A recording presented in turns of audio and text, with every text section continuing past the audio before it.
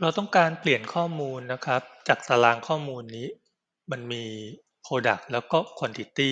ซ้ำกันเป็นเซตตัวนี้เซตที่1อันนี้เซตที่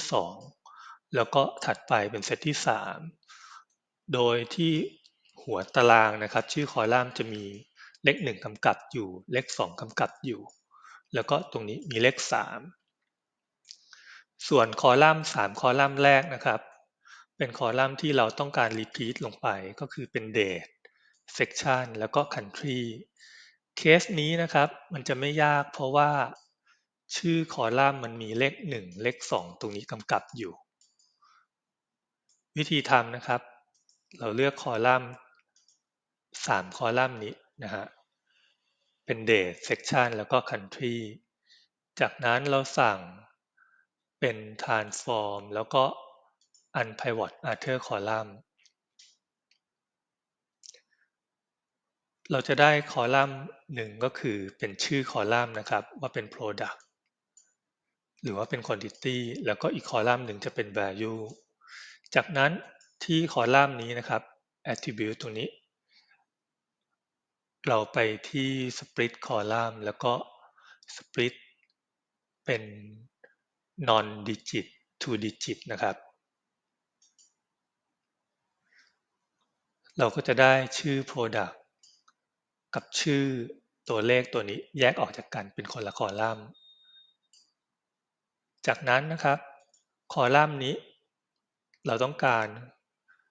pivot กลับขึ้นไปเป็นหัวตารางก็คือคอลัมน์หนึ่งเป็น product อีกคอลัมน์หนึ่งเป็น quantity โดยที่ค่าที่จะแสดงก็คือจะเอามาจากคอลัมน์ value ตรงนี้ดังนั้นผมเลือกคอลัมน์ attribute 1ตรงนี้นะครับจากนั้นผมไปที่ transform แล้วก็ pivot column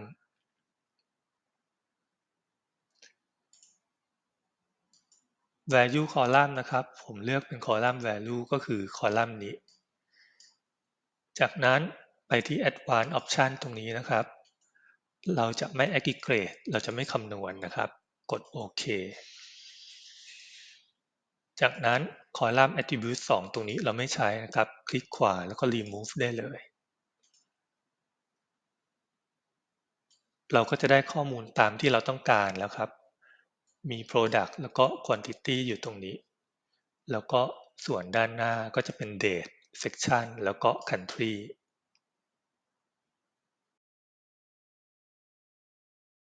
เคสที่2นะครับจะยากขึ้นมาอีกนิดหนึ่ง3คอลัมน์ date section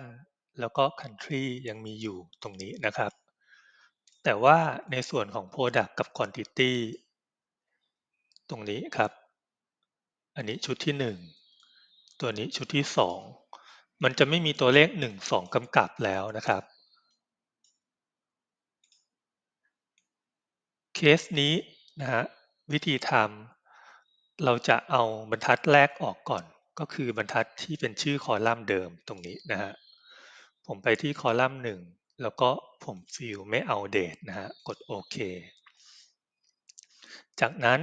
ไปที่คอลัมน์1คอลัมน์2และก็คอลัมน์3นะครับแล้วก็ไปที่ transform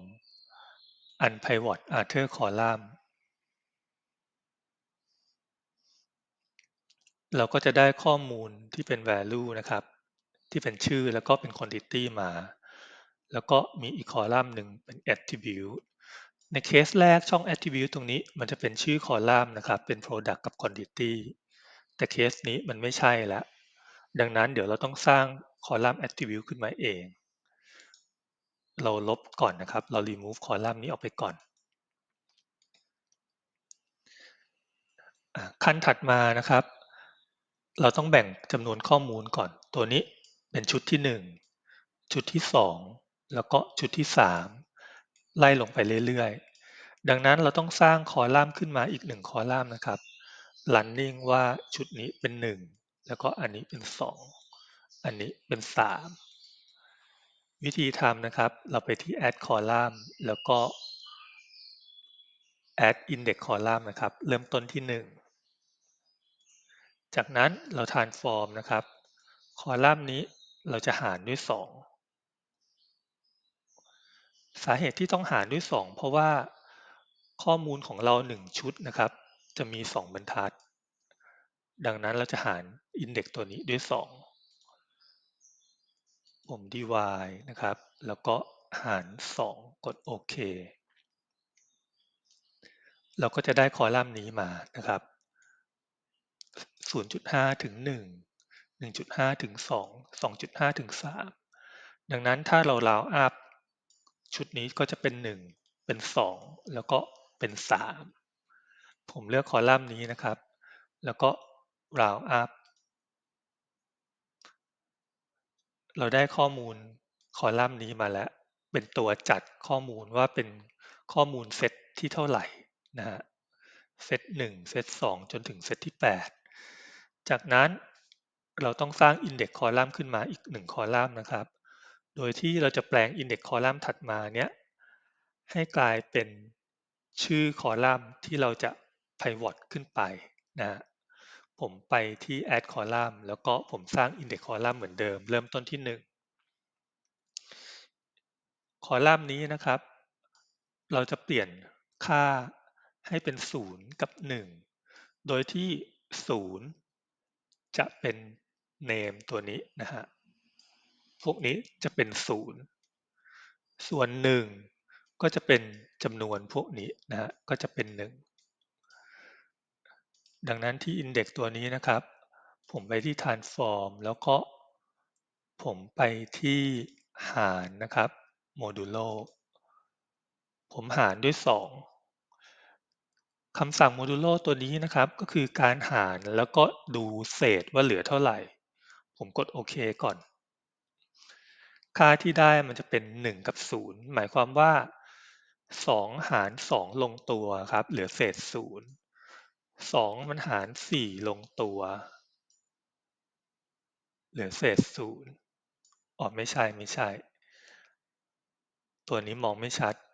เดี๋ยวผมทำใหม่ผมไป add column ก่อนอ่าจะได้เห็นชัดๆแล้วก็ผมหาร modulo ตัวนี้หาร2นะครับอ่าต้องเป็นแบบนี้นี่2มันหาร2ตัวนี้ลงตัวเหลือเศษ0 2หาร4ลงตัวเหลือเศษ0 2หาร6ลงตัวเหลือเศษ0ส่วนที่เป็นเลขคี่ก็จะเหลือเศษเป็น1เป็น1เป็น1ลักษณะนี้